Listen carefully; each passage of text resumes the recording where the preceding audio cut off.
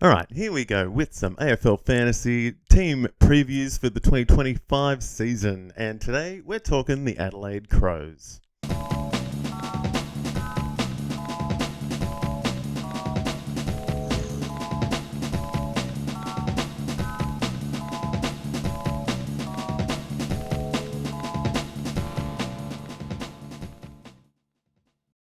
One of the beasts for the Crows is Mr. Jordan Dawson, who played 22 games last year at an average of 105.3.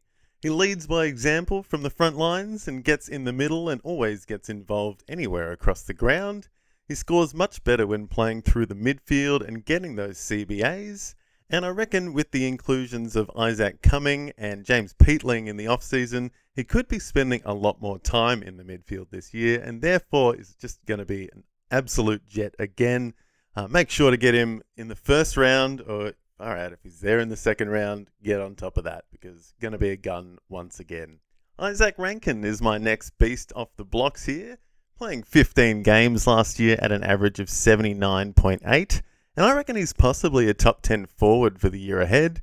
He's incredibly agile and reads the play really, really well, and he's just lethal around the goal. He also gets stints through the midfield and does get the CBAs as well. He's been just a bit injured the last couple of years, so he needs to just stay healthy and get on the park and stay on the park. And yeah, he's still young, so he should score well this year.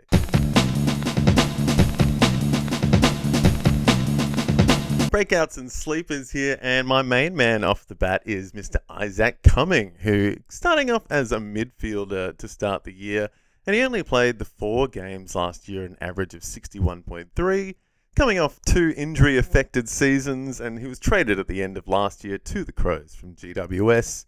He took a high percentage of kick-ins pre-injury, and he averaged 86.2 in 2021 and 90.6 in 2022. Seems like he could slot back into a similar role in defense at the Crows and possibly pick up defender status throughout the season, and hopefully he will be okay for round 1 as well, because he did have a hamstring niggle just before Christmas, but he is running once again. So hopefully he's going to be alright. And I reckon he's going to go pretty well. He's going to be a mainstay in the Crows if he is in the team round 1, and hopefully, gets that DPP and becomes a decent defender. Next up, one of the big breakout young guns from the Crows from the last couple of seasons is Jake Saligo. He played 23 games last year at an average of 76.9, and it's his 4th year in the league. He's an on-baller who has gradually improved every year with a really high work rate, really clean in the congestion. Seems like the transition is happening at the Crows, and he could be one to really get blooded a lot more this year in the CBAs and in the midfield and get his hands on it a lot more around the contest. Just interesting to see where he does go this year in drafts and where he could potentially average, but I reckon he could get close to a 90 average and get up to possibly an 88. So one to really look out for on draft day. Another midfield young gun coming through in the form of Billy Dowling, who is his 3rd year in the system, I think. He's dominated junior footy ever since his junior draft year. He dominated in the SANFL in the last couple of years, especially last year. I'm expecting big things from him sooner or later, whether it's this year or the next year, but soon. He's going to make a scene. He should get thrown in the middle a few more times if he is getting games this year. I think he's part of this transition at the Crows, and he could be a handy one to have on the bench on draft day.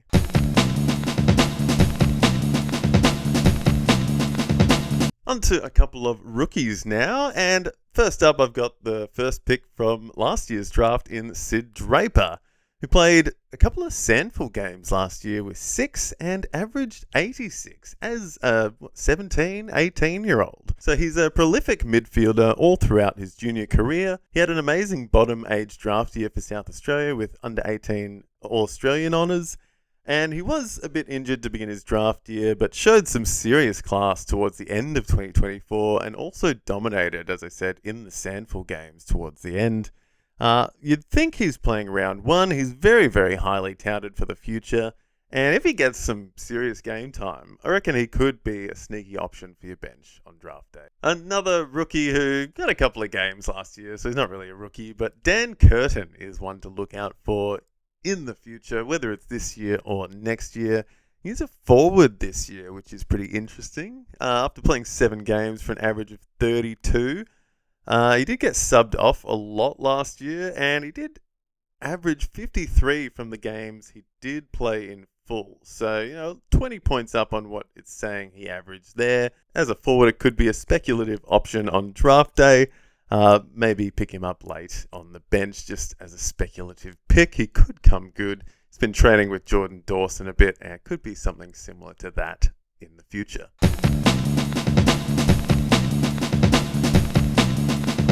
Alright, a couple of people just to be wary of. Not that they're going to be bad, these two, but I've just got Matt Crouch on the list here because he's always on the beware list, but he is a ball magnet. So you could say he's underrated as well.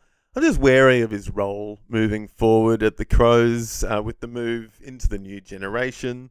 There's a little bit of injury proneness as well as he's pushing 30, so just on the older side, but not that old really. The role is really the main issue.